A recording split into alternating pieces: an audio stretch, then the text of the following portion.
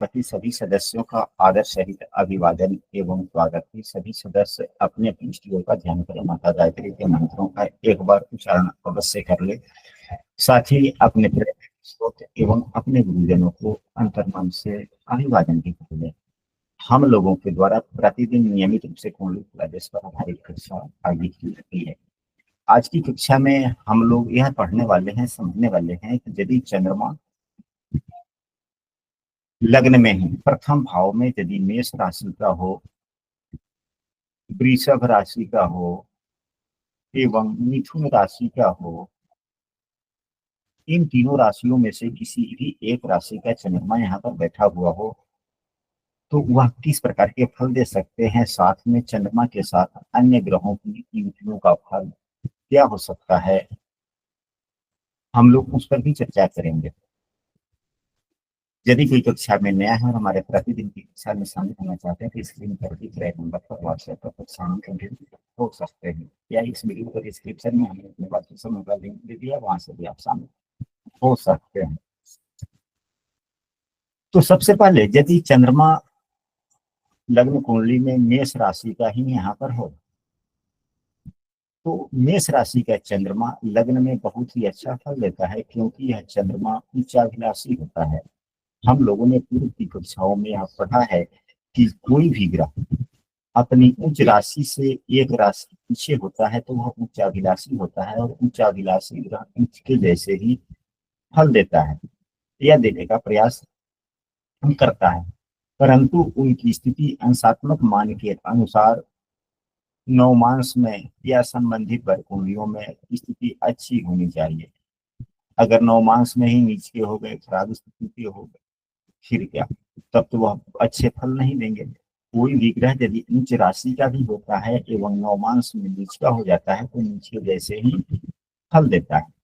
यहाँ पर चंद्रमा की स्थिति मेष राशि के स्वामी, जैसा कि आप सभी जानते हैं, मेष राशि के स्वामी मंगल देव होते हैं। मंगल चंद्रमा को मित्र मानता है, तो चंद्रमा मित्र राशि में स्थित है एवं केंद्र भाव का स्वामी है, चौथे भाव का स्वामी है, जो चौथा सुख का भाव होता है।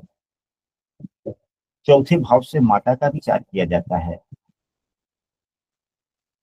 एवं इसी भाव के स्वामी यानी कि माता का विचार यानी कि यह भाव स्त्री भाव की है एवं इसके स्वामी स्त्री ग्रह होकर लग्न में बैठ जाना बहुत ही अच्छा हो जाता है।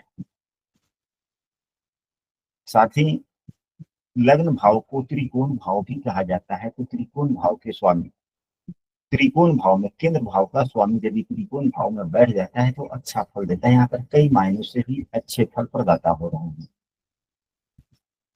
इनकी दृष्टि सप्तम भाव पर पूर्ण दृष्टि पड़ती है। सप्तम भाव पर शुक्र देव की राशि है। शुक्र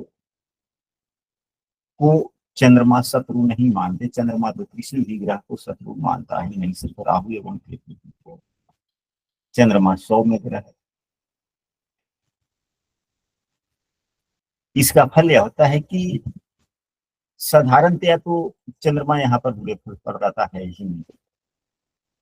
साधारणतया ऐसे व्यक्ति जिसके मेष लग्न की कुंडली हो और लग्न में ही चंद्रमा बैठे हुए होते हैं तो जातक अपने माता एवं अपने जीवन साथी की सलाह मानकर ही चलने वाला होता है या चलने का प्रयास करता है।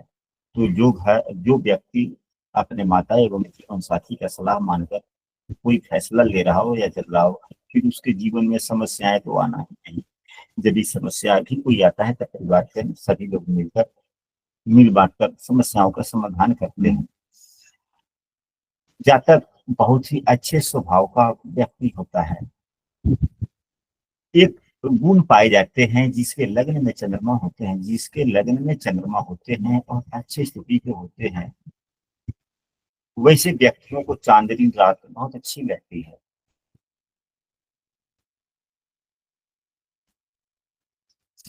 और विशेष रूप से यह भी देखा जाता है, विशेष रूप से यह भी देखा जाता है कि जिसके लग्न में चंद्रमा होते हैं और खास करके चौथे भाव का स्वामी होकर के यदि लग्न की मेष लग्न की कुंडली और चंद्रमा लग्न में बैठे हुए होते हैं तो अपने माता के उपस्थिति में ही काफी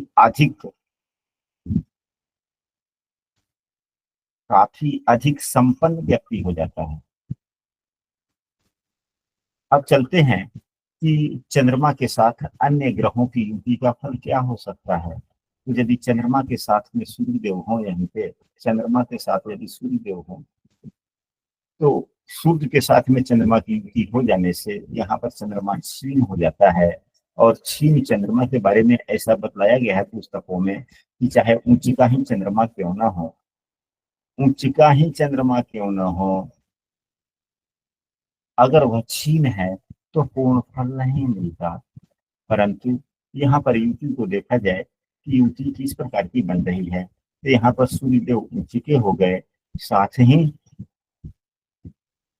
ये त्रिकोण भाव पंचम भाव के स्वामी, और चंद्रमा चौथे भाव के स्वामी है, यानी कुंडली के चौथे एवं पांचवें भाव के स्वामी की युति हो गई। यह राजयोग कारक हो गया, बहुत ही अच्छा फल प्रदाता हो गया यह चंद्रमा।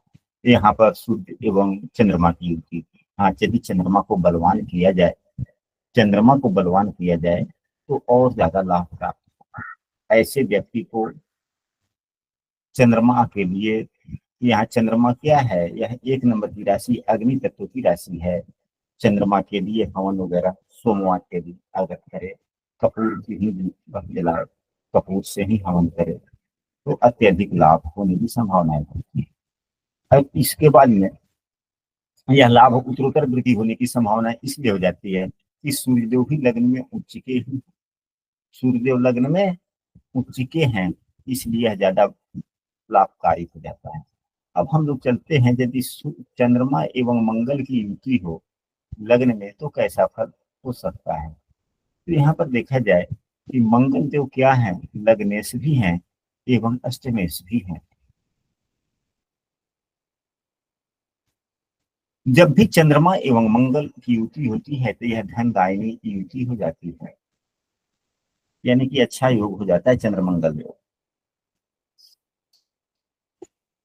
मंगल देव यहाँ पर मेष राशि में अपने मूल त्रिकोण राशि में अवस्थित हैं, अष्टमेश भी हैं। तो जो लग्नेश होते हैं अगर वही अष्टमेश होते हैं तो उनको अष्टमेश का दोष भी नहीं करता। यहाँ मंगल देव पंच महापुरुष योग में एक योग यह भी है कि यदि मंगल अपने स्वराशि या अपने उच्च राशि का होकर केंद्र में हो तो रुचक योग का निर्माण होता है। अब रुचक योग मंगल के द्वारा बन रहा है, और चंद्रमा जो मन चौथे भाव का स्वामी है, मन की स्थिरता के स्वामी, उनके साथ तो यह और थोड़ा अधिक रुचक योग थोड़ा और ज्यादा प्रभावी हो जाता है। ऐसा जातक वैभवशाली होता है या धनवान होता है, लेकिन यहाँ पर मंगल की स्थिति अच्छी होनी चाहिए। मंगल की स्थिति अच्छी होनी चाहिए। अच्छी स्थिति का मतलब क्या होता है कि अस्त न हो मंगल, मंगल अस्त न हो, मंगल अंश दोष में न हो। मंगल मेष राशि का यहाँ पर अगर मंगल है, चंद्रमा की युति है, तो अंशात्मक मान मंगल का 10 अंशों से लेकर 13-20 के बीच में न हो, यानी कि 10 अंशों से लेकर 13-20 के बीच में होगा तो मंगल कहाँ हो जाएंगे, नवमांश में नीच के हो जाएंगे। तो मंगल नीच के ही ना हो, क्योंकि लग्नेश का ही लग्न में स्थित होकर के नीच का हो जाना यह अच्छी स्थिति नहीं है।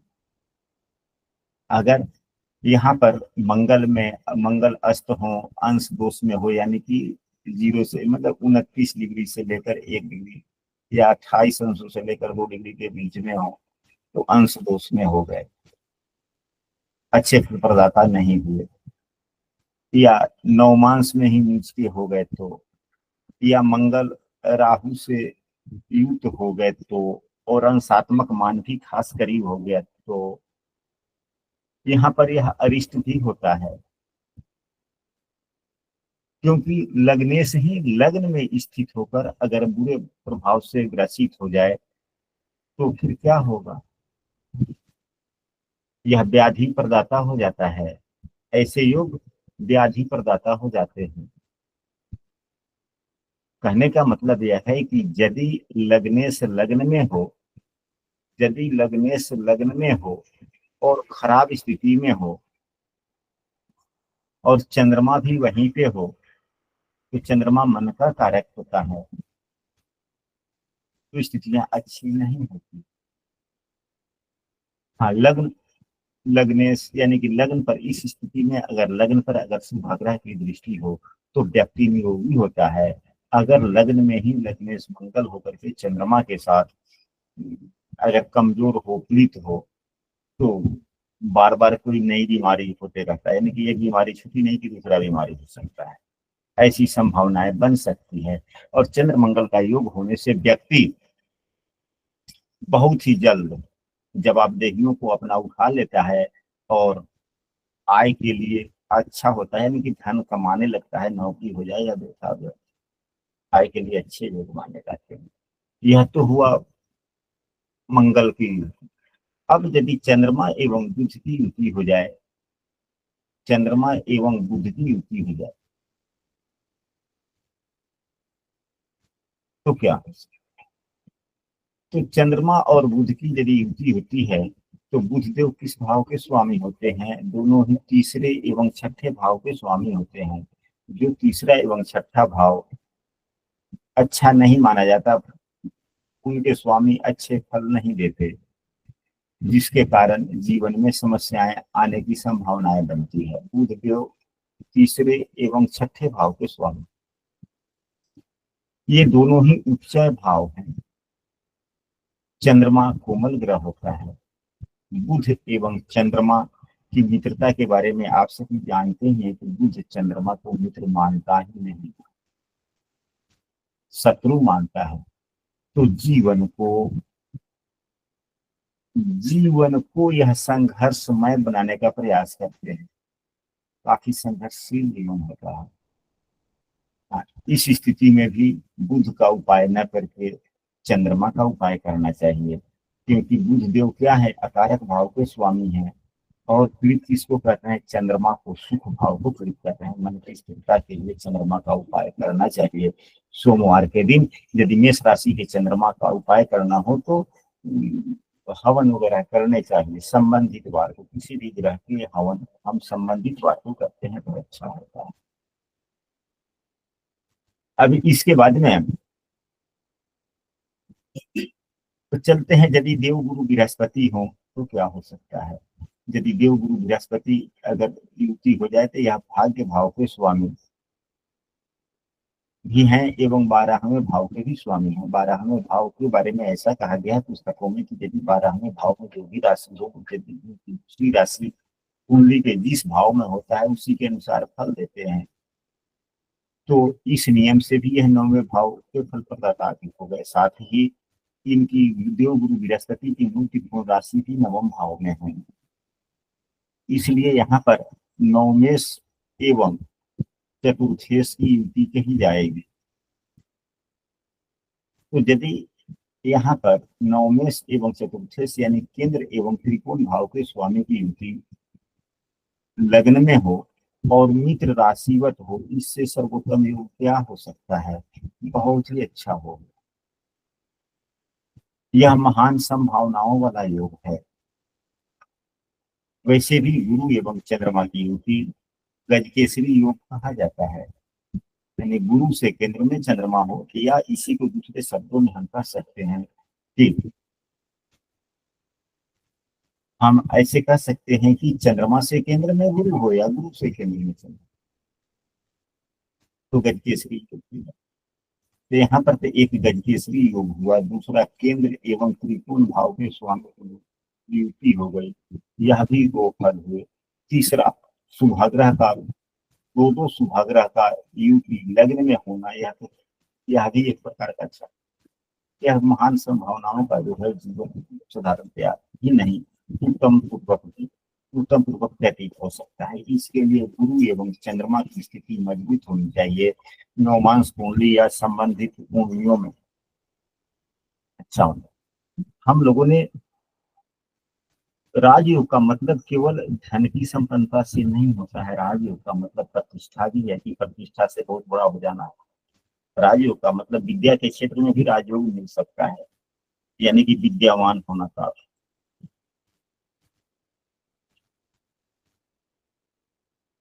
अब हम लोग चलते हैं शुक्रदेव की चर्चा करते हैं। यदि शुक्रदेव चंद्रमा एवं शुक्रदेव की युति हो तो क्या फल मिल सकता है। चंद्रमा एवं शुक्रदेव की यदि युति होती है तो यहाँ पर शुक्रदेव दूसरे एवं सातवें भाव के भी स्वामी है। शुक्रदेव की दृष्टि इनकी अपने भाव पर पड़ रही है, सप्तम भाव पर। चंद्रमा भी एवं शुक्र भी दोनों ही स्त्री ग्रह हैं, दोनों सुंदरता के भी प्रतीक हैं, आकर्षक के भी प्रतीक हैं। इसलिए हम यह कह सकते हैं कि चंद्रमा के साथ शुक्र यदि है कुंडली में और लग्न में और मेष राशि के हैं, तो मेष राशि के चंद्रमा तो अपने मित्र राशि में, शुक्रदेव की स्थिति कैसी हो जाएगी। शुक्रदेव मंगल के साथ में मित्रता है या क्या है, तो शुक्र एवं मंगल आपस में क्या है, तो आपस में समता की स्थिति रखते हैं, शत्रुता की स्थिति नहीं रखते। और यह धन भाव के भी स्वामी और दशम से दशम भाव के भी स्वामी, दोनों ही भाव मार्केश भी है, इसके भी स्वामी है। यह धन प्रदाता विग्रही है, हमारे कार्यों में सहयोग देने वाले भी ग्रह हैं, हमारे जीवन में कष्टदायक मृत्यु तुल्य कष्टदायक बीमारियां भी देने वाले। अब कब यह कैसे फल देंगे, इस पर भी चर्चा कर लेते हैं।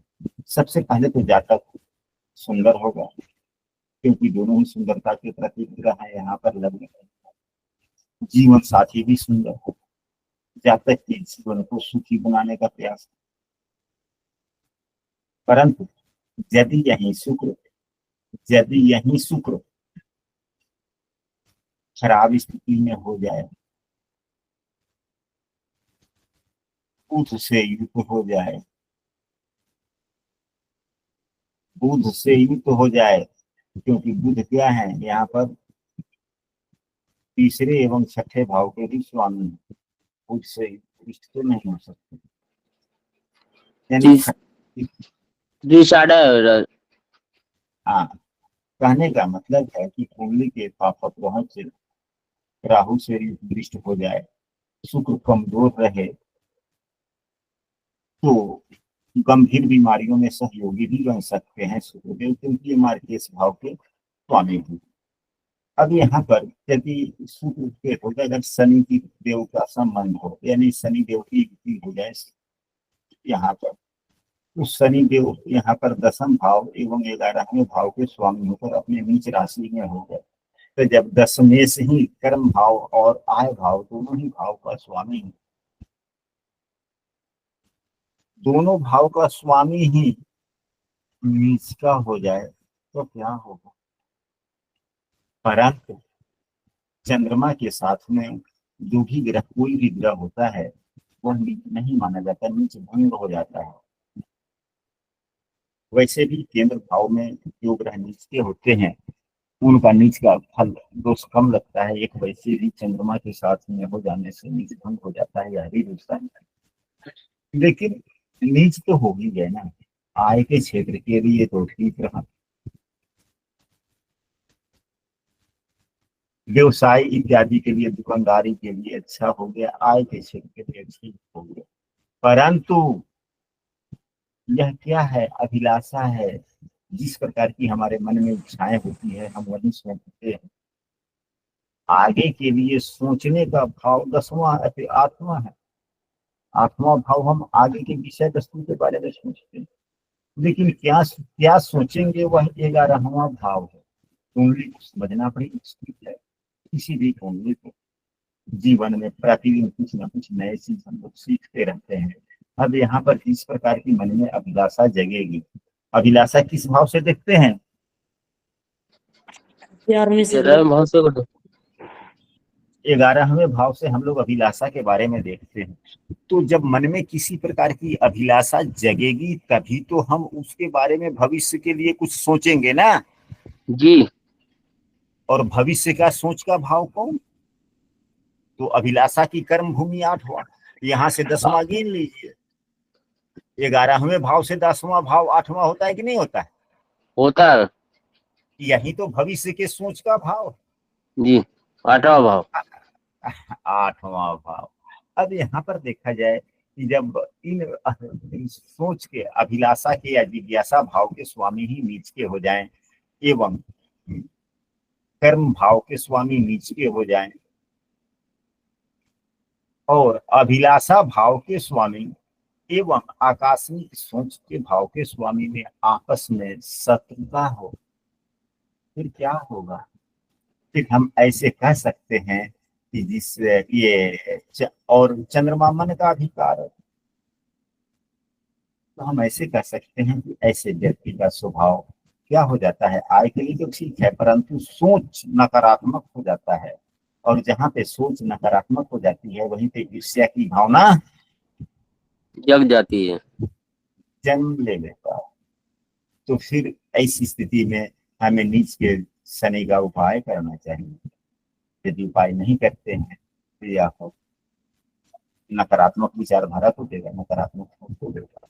अच्छा, कैसे तो होंगे, लेकिन जिसके सोच नकारात्मक होते हैं और जिसका स्वभाव इससे अलग होता है, यानी दोनों एक दूसरे के कुल। जब नकारात्मक सोच हो जाएगा तो मन में ईर्ष्या की भावना देगी, तो प्रतिष्ठा इतना नहीं।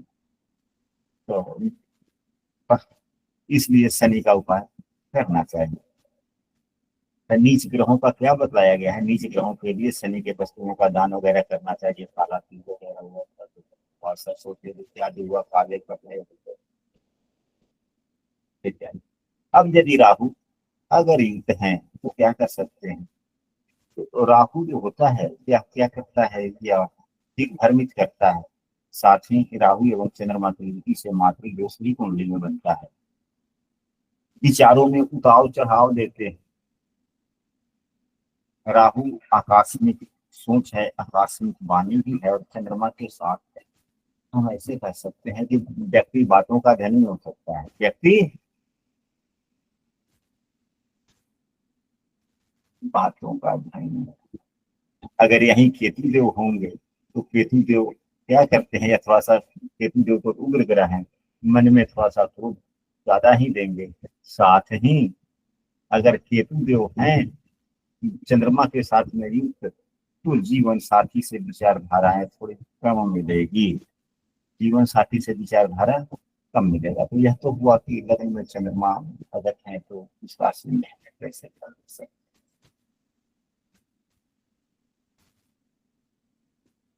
तो आशा करते हैं कि चंद्रमा से संबंधित विषय वस्तु आप लोगों को स्पष्ट समझ में आया होगा। अब हम लोग चलते हैं कि गुरुजी अच्छा ये, हाँ जी, ये ग्रहण योग नहीं बोलेंगे इसे?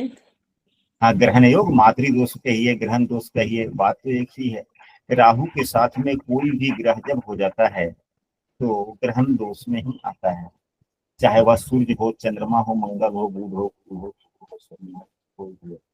तो शनि उपाय छोड़ के करने गुरुदेव। चाहिए। न न शनि को भी ग्रहण, शनि कोई को भी भी दोष ग्रह लगता है। आटन है, लगेगा। तो राहु क्या है? राहु से ही सुख समझिए ना, वो सभी ग्रहों के, जिस ग्रह के साथ में युक्त हो जाता है उस ग्रहों के गुण धर्मों को अवशोषित कर लेता है एवं उस ग्रह के गुणधर्म हमारे जीवन में पूर्ण रूप से प्रभावित नहीं हो पाते हैं, तो वह तो कमियां हो जाती है ना, यही तो दोष है।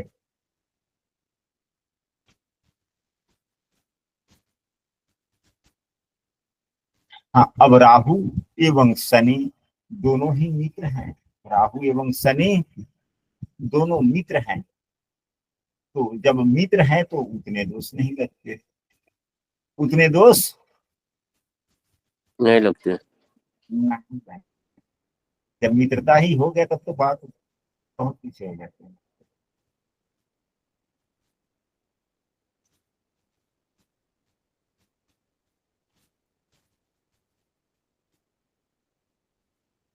तो आइए शुरू करते हैं। अधिका विषय वस्तु, अधिका विषय वस्तु है कि लग्न में चंद्रमा यदि वृषभ राशि के हों तो कैसे फल दे सकते हैं। तो यदि लग्न में चंद्रमा वृषभ राशि के होते हैं तो यह तीसरे भाव के स्वामी होकर उच्च के होकर बैठे, तीसरे भाव के स्वामी अच्छे फल नहीं देते। अब अशुभ फलदाता ग्रह ही लग्न में यदि उच्चता हो जाए तो क्या फल। तो ऐसा कहा गया है कि ठीक है ग्रह, अब यहाँ तीसरे भाव के स्वामी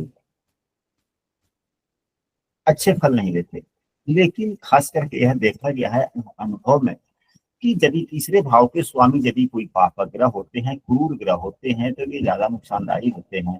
परंतु तीसरे भाव के ग्रह यदि कोई शुभ ग्रह होते हैं तो उतनी नुकसानदायक स्थितियां नहीं होती है, क्योंकि तीसरा भाव क्या है, पराक्रम है, उत्साह है, संचार है, इसकी क्षमता है। तो इनमें अगर सौम्यता हो जाए तो अच्छी अच्छी बात हो जाती है। और यह भी लग्न में बैठना यानी कि यह सभी चीजों का समायोजन उस प्रकार से व्यक्ति में हो जाना। तो यदि व्यक्ति का स्किल पावर या समझने समझाने की क्षमता अगर सौम्य पूर्वक हो, अगर पराक्रम भी कहीं अगर दिखलाना है, ताकत भी दिखलाना है तो सही मायने से उदारता पूर्वक दिखलाए तो अच्छी ही बात है। अगर यही मंगल हो जाए तो क्या होगा, मंगल में उड़ता है क्रोध है तो वह अच्छा नहीं होगा, वह अच्छा नहीं होगा। तो हम ऐसे कह सकते हैं कि उच्च के चंद्रमा होने से, उच्च के चंद्रमा होने से शारीरिक सुंदरता, कोमल स्वभाव एवं सदैव जब चंद्रमा लग्न में हो और जितना ही अच्छा मजबूत हो, शुभ ग्रहों से युक्त हो, तो व्यक्ति लंबे उम्र तक ऐसे लगता है कि व्यक्ति जवान है, यानी कि 60 वर्ष का हो जाएगा दिखेगा 35 वर्ष का।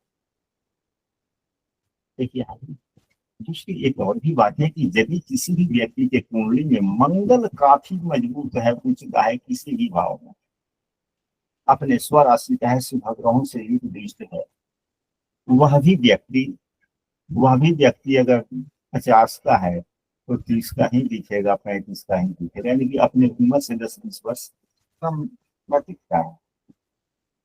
आकर्षण शक्ति यानी कि हमेशा हुआ। और लग्न में ही यदि चंद्रमा उच्च का हो तो चंद्रमा एवं सूर्य के सहारे ही तो पूरी कुंडली, पूरे जीवन मन की स्थिति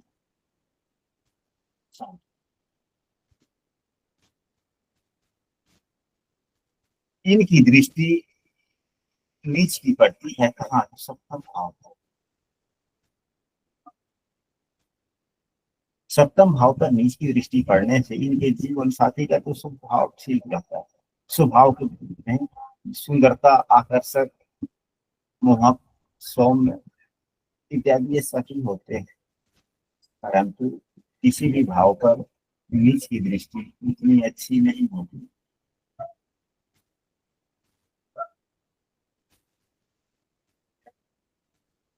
और एक तो नीच की दृष्टि, साथ ही अगर मंगल देव की स्थिति, जब चंद्रमा की नीच की दृष्टि 7वें भाव पर पड़ रही हो और मंगल अगर अच्छी नहीं हो, मंगल देव ही नीच राशि के बैठ जाए, मंगल देव पर उनके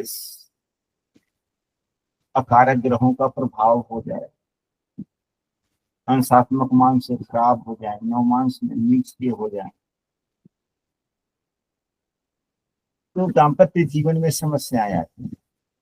अगर मंगल देव की स्थिति अच्छी हो, मंगल देव की स्थिति अच्छी हो, मजबूत हो, उनके ग्रहों से दृष्ट हो, अच्छी बात, चाहे शनि से ही दृष्ट क्यों ना हो जाए पर तब भी अच्छा ही फल देते हैं। क्योंकि तुला लग्न की कुंडली में एवं वृषभ लग्न की कुंडली में शनि की दृष्टि जहां भी पड़ती है, जिस ग्रह पर पड़ती है, नुकसानदायक नहीं होती, लाभकारी दृष्टि भी होती है। किस क्षेत्र में, तो उन्नति, समृद्धि, भौतिकता के क्षेत्र में, दुख तकलीफ के क्षेत्र में, बीमारी के क्षेत्र के लिए अलग प्रदेश होता है, वहां पे वह अलग बात है। क्योंकि शनि देव यहाँ तुला लग्न की कुंडली में शुभ ग्रह का काम करते हैं। यहाँ पर नवम भाव जो भाग्य भाव है, धर्म भाव है, मंदिर भाव है एवं कर्म भाव है, इस भाव के स्वामी हो जाने के कारण ये सुख का प्राप्त मिलता है। अच्छी बात है।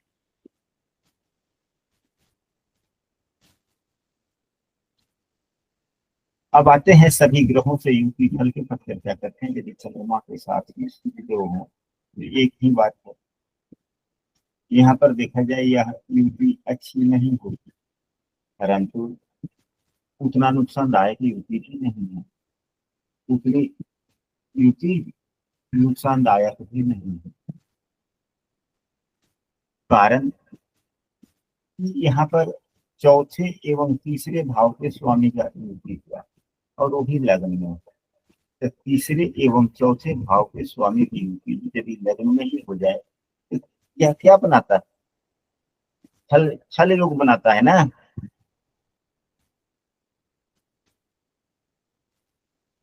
परंतु यहाँ पर चंद्रमा सौम्य ग्रह, चंद्रमा शुभाग्रह है, सौम्य ग्रह है, इसलिए यह उतना नुकसानदायक नहीं होती है। एवं चंद्रमा उच्च भी होते हैं, इसलिए यह नुकसानदायक नहीं, ये सूक्ष्म हो जाता है। अब चलते हैं चंद्रमा के बाद में, यदि मंगल सूर्य के बाद में चंद्रमा तो हो ही गया, अगर मंगल देव के साथ में लिखेंगे तो मंगल की दृष्टि भी करती है और यह तीसरे भाव के स्वामी के साथ में युक्त हो जाना है। तो चंद्रमा मंगल की युति यहाँ पर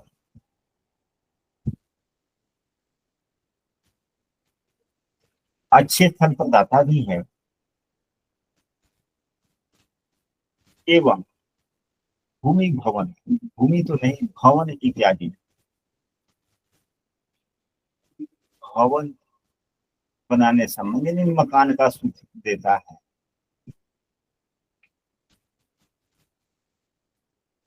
जिसके वृषभ राशि में चंद्रमा होते हैं, वैसे भी लग्न में चंद्रमा एवं मंगल की यदि युति हो, सामान्यतः यह देखा जाता है कि यदि लग्न में चंद्रमा एवं मंगल की युति हो तो माता से उतनी अनबन नहीं होती, माता से उतनी अनबन नहीं।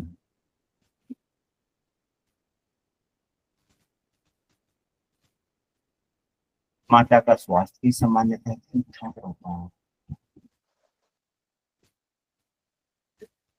अगर यही बुध देव की युति हो जाए, यदि यही बुध देव की युति हो जाए तो क्या हो सकता है कि चंद्रमा एवं बुध की युति होने से यह अच्छा योग तो नहीं कर सकते, परंतु शिक्षा के लिए बहुत अच्छा योग हो जाता है। क्योंकि तीसरे भाव के स्वामी के साथ किसी भी ग्रह की युति अच्छी नहीं मानी जाती, ऐसा हम लोगों ने पढ़ा है। परंतु यहाँ पर यह देखा जाए, यह तीसरा भाव है जो एस्टीम पावर है, पंचम भाव विद्या का भाव है, दूसरा भाव विद्या की निपुणता का भाव है। साथ में बुध देव शुक्र देव की राशि में है, चंद्रमा भी शुक्र की राशि में है।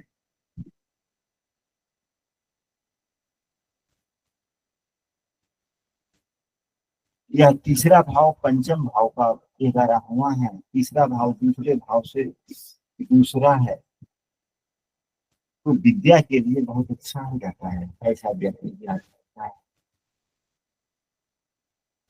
और यदि धन भाव का स्वामी, धन भाव का स्वामी यदि पंचमेश एवं धन भाव का स्वामी यदि लग्न में होता है, तब व्यक्ति अपने विवेक अपने ज्ञान से समाता भी है और अपने कमाई से उसकी प्रतिष्ठा काफी आगे चल जाती है।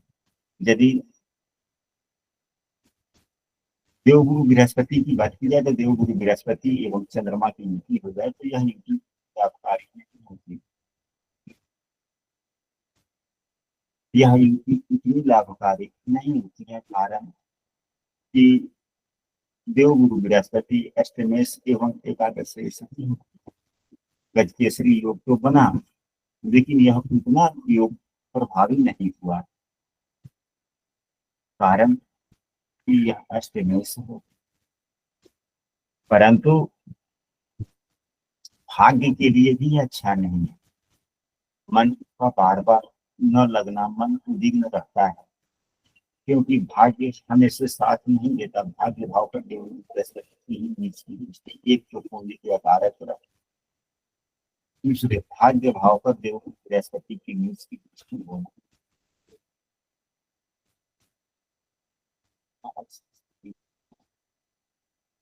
हाँ, अगर शनिदेव यहाँ पर हो जाए और यहाँ पर देख ले तब तो अच्छी बात है। नीच भंग हो गया तो नीच भंग अगर होता है तो आय के क्षेत्र के लिए ठीक हो जाएगा। आय के क्षेत्र में भाग्य सामान्यता साथ देते रहेंगे, लेकिन मनोरंजन में से नहीं। नीच भंग देव कायदे से होता है। हमारे गुरुजन कहते हैं यदि यहीं पे देव बृहस्पति होते तो भी नीच तो हो, तो भी नीच भंग। अगर जिस भाव पर किसी भी ग्रह की नीच की दृष्टि पड़ती हो, उसी भाव पर भावेश की भी दृष्टि पड़ती हो तो नीच भंग होगी। यदि भावेश भाव में ही हो और उस राशि पर किसी ग्रह की नीच की दृष्टि पड़ रही हो, नीच भंग हो जाता है। लेकिन भौतिक सुखों आय के क्षेत्र के लिए सामान्यता बीमारी के लिए तो नीच के ही जैसे। तो यहाँ पर भाग्य भाव पर नीच की दृष्टि पड़ जाने से व्यक्ति का मन ही नहीं जाएगा उसमें भी यह स्किल पावर यानी कि यह तेजी से चलने का, तो मन में उद्विग्नता तो आता ही आता है। इसलिए अच्छे फल प्रदाता नहीं। तो यहाँ पर देव गुरु बृहस्पति का उपाय करना चाहिए, चंद्रमा का नहीं। देव गुरु बृहस्पति के हम नाम मंत्रों का उपाय बना कर सकते हैं। एवं दान जब भी करें तो मंदिर पर ही जाकर करें, मंदिर के लिए दान करें, क्योंकि मंदिर भाव पर ही देव गुरु बृहस्पति की नीच की दृष्टि है। मंदिर के निर्माण के लिए दान करें, मंदिर पर दान करें। अगर मंदिर पर कोई वैसे व्यक्ति बैठा हुआ है, भूखा हुआ, उसको खाना खिला दे। अब आते हैं इसके बाद में बृहस्पति देव होगा, शुक्र देव की बात करते हैं। तो जब ये शुक्र देव यहीं पे हो जाते हैं तो शुक्र देव स्वग्रही हो जाते हैं। यह मान लो पंच महापुरुष योग में से एक योग बना देते हैं। और साथ में यदि चंद्रमा है तब तो और यह अच्छी बात हो जाती है, सुख प्रदाता भी हो जाती है। चंद्रमा उच्चता है एवं शुक्र के द्वारा मालव्य योग बन रहा है और वो अपनी लग्न में इससे बेहतर क्या होगा, जातक सुंदर होगा। नौकर चाकर भूमि भवन मकान इत्यादि, क्योंकि शुक्र देव तो इसी वैभवशालिता के ही कारण ज्ञानवान भी हो, किसी विषय वस्तु को तुरंत समझ लेने की क्षमता भी काफी हो। अब शनि की बात करते हैं। यदि शनिदेव यहाँ पर हो जाए तो क्या, यदि चंद्रमा एवं शनि की युति हो जाए तो यहाँ पर एक जो 20 योग होता है वह दिखा, परंतु नहीं 20 योग में हमारे गुरुजनों का कहना है चंद्रमा एवं शनि की युति 20 योग बनता है कि नहीं बनता है। शायद हमारी आवाज को आप लोग नहीं सुन पा रहे हैं। बनता है गुरुदेव। तो चंद्रमा एवं शनि का 20 योग यहाँ पर बना, जो सामान्यतः देखने में अच्छा नहीं लगता, परंतु ऐसी बात नहीं है। चंद्रमा शनि का 20 योग बना गुरुदेव, लेकिन यहाँ पर 20 योग प्रभावी नहीं हुआ। यह 20 योग बिल्कुल प्रभावी नहीं। शनि 10वें और 9वें के स्वामी है।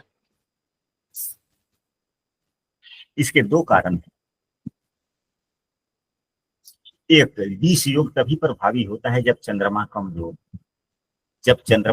होता है 20 योग प्रभावी हो जाता है। तो यहाँ पर चंद्रमा काफी मजबूत है, अपनी उच्च राशि का है, इसलिए 20 योग प्रभावी नहीं हुआ। साथ में तुला लग्न की कुंडली एवं वृषभ लग्न की कुंडली में चंद्रमा के साथ जब भी शनि की युति होती है तो 20 योग नहीं बनता। तुला लग्न में एवं वृषभ लग्न की कुंडली में 20 योग नहीं बनता। हाँ, तो शनि देव योग कारक हो जाते हैं या 20 योग का निर्माण नहीं करते। यह बहुत ही अच्छा योग हो जाता है। यह व्यक्ति को हम ऐसे कह सकते हैं कि पराक्रम उत्साह भाव का स्वामी सौम्य ग्रह होकर लग्न में उच्चिका होकर बैठ गया, यानी कि समझने समझाते यानी कार्य करने की क्षमताओं में काफी उदारवादिता हो गई एवं कर्तव्य भाव के स्वामी कर्तव्य कर्म के कारक जो भाग्य भाग्य भाव के भी स्वामी हैं, वह लग्न में ही साथ बैठ गए और अपने मित्र राशि में बैठ गए।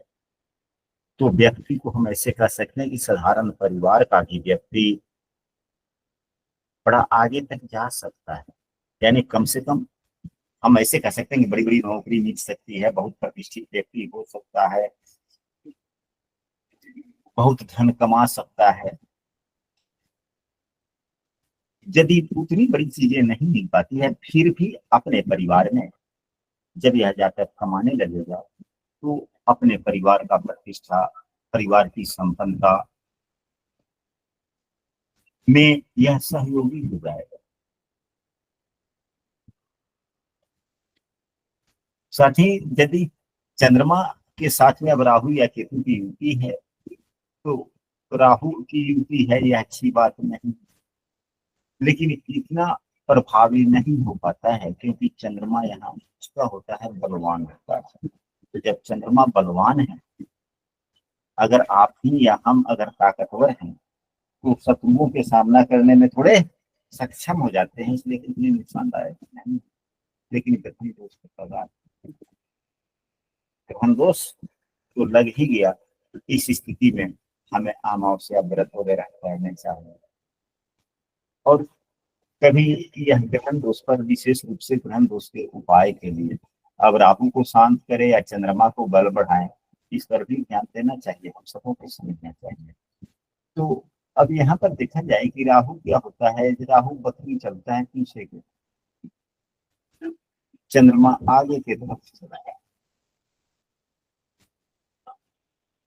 यदि चंद्रमा का अंशात्मक मान अगर 25 है और राहु का अंशात्मक मान 20 है या 23 है, तो राहु चलेगा तो कहाँ आएगा, 23 से 22 पे आएगा ना जी। और चंद्रमा चलेंगे तो चंद्रमा क्या होगा, 26 पे जाएंगे, यानी कि दुनिया बढ़ेगी। अगर हम चंद्रमा को मजबूत करेंगे तब भी चंद्रमा आगे चलेगा, अगर राहु को कमजोर करेंगे तो राहु पीछे आएगा।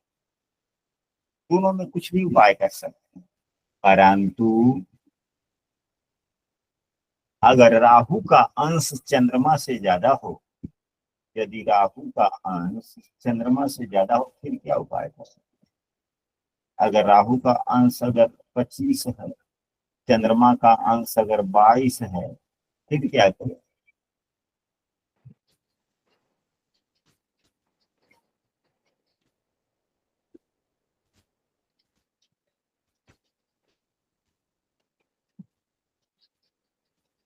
तो इनके लिए व्रत ही आवश्यक हो जाता है, व्रत एवं दान। राहु के वस्तुओं का दान किया जाए और चंद्रमा की मजबूती के लिए अमावस्या व्रत किया जाए ग्रहण दोष पे।